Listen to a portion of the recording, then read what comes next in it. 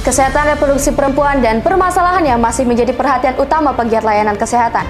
Menurut Dekan FKKMK UGM, Profesor Dr. Ova Emilia, kesehatan reproduksi ini menjadi salah satu topik cukup mendapat perhatian dari beragam pihak karena berkaitan dengan kualitas generasi di masa depan.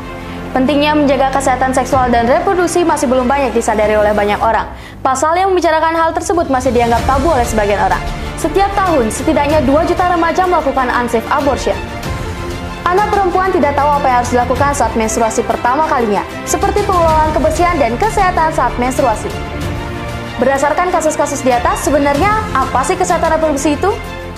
KESPRO atau kesehatan reproduksi adalah keadaan sehat secara fisik, mental, dan sosial dalam semua hal yang berhubungan dengan sistem reproduksi, fungsi, dan prosesnya.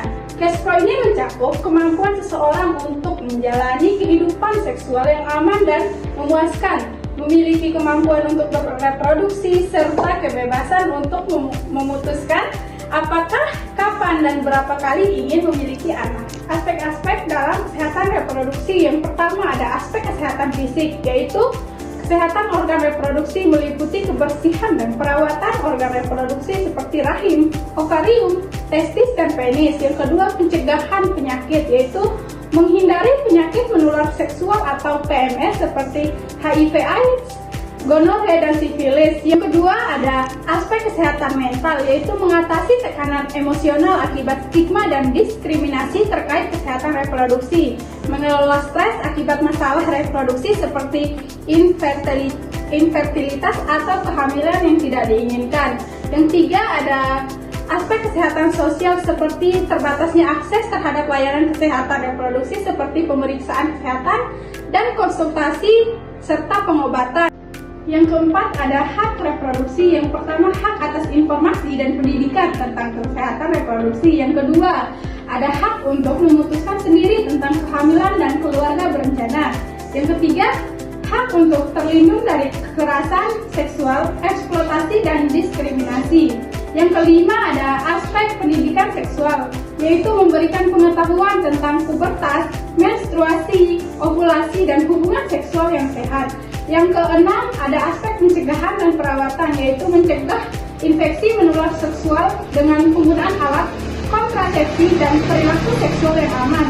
Yang terakhir, ada penanganan masalah kesehatan reproduksi seperti kista, endometriosis, atau infertilitas.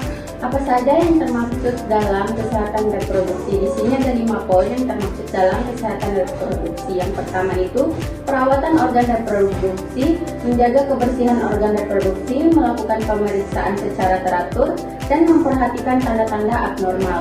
Yang kedua itu ada kontrasepsi, mengetahui berbagai metode dan memilih yang paling sesuai dengan kebutuhan dan gaya hidup.